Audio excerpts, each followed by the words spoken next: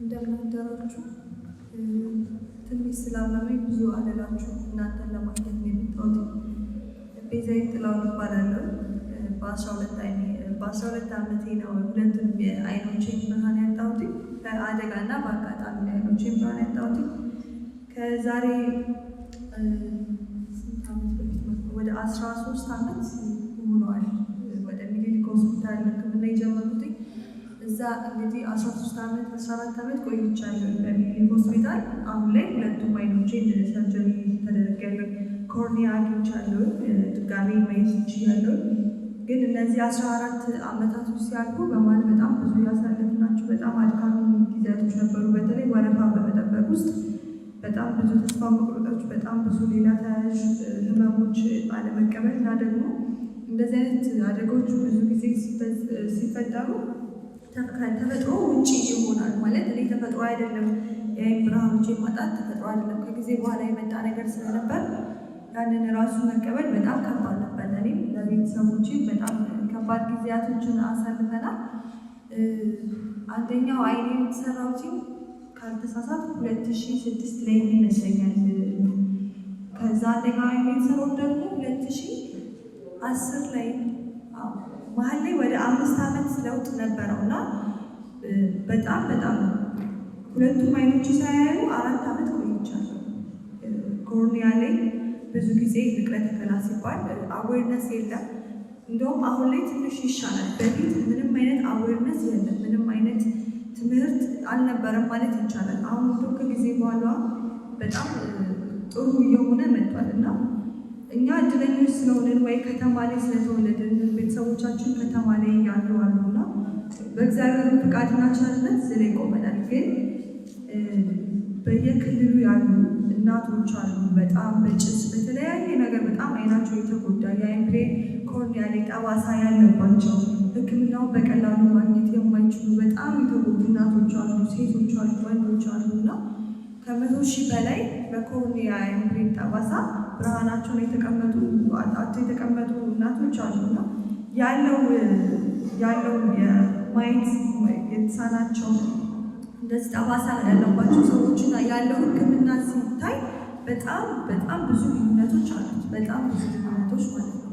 በደንብ ሕክምናው ማግኘት የሚችሉ ሰዎች ይሄ አዌርነሱ ስለሌለ ግንዛቤ ስለሌለ የምር እኔ አሁን እንደዚህ እንጂ ሳወራ እንኳን የሚያምን ሰው የለም።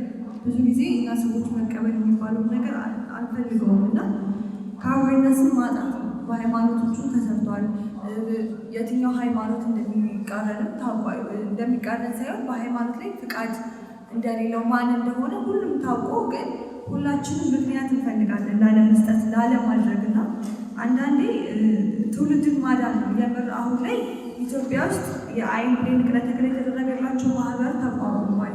መንግስት አውቆታል፣ ፍቃድ ተሰጥቶታል እና የዛ ደግሞ አሁን ላይ ዋና ዳይሬክተር ሆኜ ለማገልገል በቅርቡ ነው እኔም የተረከብኩት ቦታው እና ሞር ሶሻል ሚዲያ ላይ ያለው ሰው ምንም ነገር መስራት ይችላል ብዬ አስባለሁ። ምክንያቱም ተቀባይነት አለው። አንድ ሰው ወደ ሶሻል ሚዲያ ሲመጣ ህዝቡ ተቀብሎታል ማለት ነው፣ ህዝቡ ወዶታል።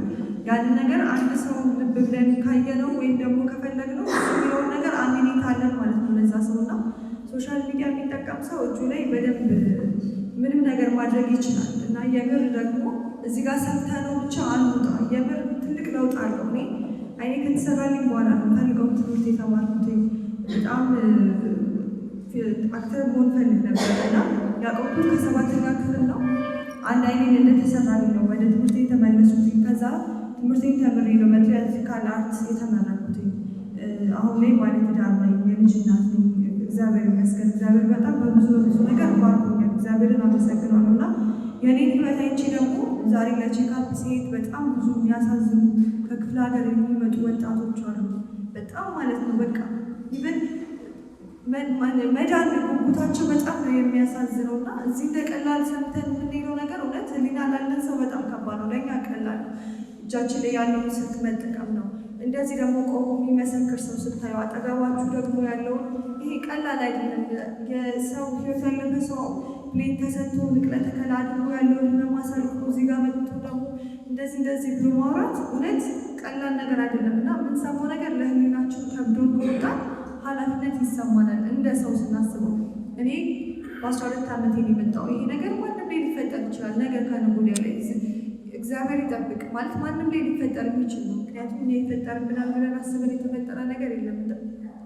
እግዚአብሔር በሰጠን ነገር እግዚአብሔር በሰጠን ጸጋ ለህይወታችን አይደል በደንብ ለስጋችን አይደል የምንኖረው። እንደዚህ አይነት ነገር ደግሞ ለነፍሳችን ይጠቅመናል እና እባካችሁ በይበልጥ በክፍለ ሀገር እየተጠቁ ያሉ በጣም አሉ።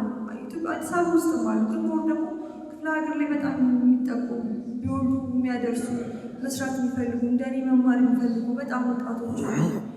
የምር ማየት ብርቅ ነው። እግዚአብሔር በጣም በቃ ጤናችሁ ይጠብቅላችሁ እና የምር ማየት በጣም ብርቅ ነው። እኔ ስለማውቀው ነው ሰው የተደረገለት ነው እግዚአብሔር የሚያመሰግነው የተደረገለት ነው የሚያውቀው። ስለዚህ እባካችሁ ለምን 2 ሰው 3 ሰው አያያችሁ? እድል ካላችሁ ማስተላለፍ ከቻላችሁ ትችላላችሁ። ደግሞ ይህንን ነገር ማስተላለፋችሁን አትጥሉት፣ ውደዱት። ሶሻል ሚዲያ ላይ ያላችሁ ሰዎች በየትኛውም አጋጣሚ አሁን ደግሞ የምላችሁ ነገር ይሄ ለምንም ሳይሆን ለህሊናችሁና ለሰውነታችሁ የምትሰሩት ስራ ስለሆነ ለእናንተ ደግሞ ይሄ አይከብድም። ቆሞ የምታዩት ሰው ካለ ምስክር ነኝ ብዬ አስባለሁ እና እኔም በደንብ ወደ ሶሻል ሚዲያው ይሄ እንደተሰጠኝ አይደለም። በእርግጥ የሰዎች ደካማ ነው። እኔም እንደተደረገልኝ እኮ እያገለገልኩ ነው ብዬ አላስብም። ግን በተቻለኝ አቅም ደግሞ በውስጥ መስራት የምችለው ነገር እሰራለሁ። ሶሻል ሚዲያ ምን አይነት ኃይል እንዳለው እኔ አውቀዋለሁ። ግን መዘናጋታችን በጣም የብዙ ሰው ዋጋ እያስከፈለን ስለሆነ አሁን ላይ እንደ አዲስ በደንብ መስራት እንችላለን። ሁላችሁም ሰፖርት አድርጉ። ቃል መግባት የምትችሉ እምነታችሁ ላይ እየጠየቃችሁ በየግል እምነታችሁ ይህን ነገር ብናደርገው እያላችሁ ቃል መግባት ትችላላችሁ። ማስተላለፍ ብቻ አይደለም እናንተ ከዛ ውጭ ደግሞ ቤተሰቦቻችሁ በደንብ እንዲረዱት ማለት ትችላላችሁ። አጠገባችሁ ያለው ሰው እናንተ እንኳን ፍላጎት ኖራችሁ ዛሬ የምትፈርሙልን ነገር የሰው ልጅ አይታወቅም። ህይወታችን ቢያልፍ ቤተሰብ ካልፈቀደ እናት አባት ካልፈቀደ እናንተ ስለፈቀዳችሁና ስለፈረማችሁ መተን የምንወስደው ነገር አይኖርም። የቤተሰቦቻችን ፍቃድ ያስፈልጋልና መጀመሪያ መስራት ያለብን አጠገባችን ላይ ያለ ሰዎች ላይ ስለሆኑ አጠገባችሁ ላይ ያሉ ሰዎች ላይ በደንብ በመስራት እነዚህም ደግሞ ሶሻል ሚዲያውን በመጠቀም ከዛሬ በኋላ ይህን አይታችሁ ለሄዳችሁ ሰዎች እንግዲህ ይህ ትልቅ መልእክትና ትልቅ ደግሞ ተስፋ ነው። ሰው እንደዚህ ብሎ ከሚገልጽላችሁ ልክ የተደረገለት መጥቶ ሲመሰክር በጣም ጥሩ አቅም ይሆናልና ከዚህ በላይ ብዙ አልጨቅጭቃችሁ ህሊናችን ይቀዘል። ለህሊናችን ለሰውነታችን ስንል ማስተላለፍ የምንችለውን ነገር አስተላልፈን እንለፍ። ወዳችኋለሁ። አትጥፉና ደግሞ አብረን እንሰራለን። ሁላችሁም አመሰግናለሁ።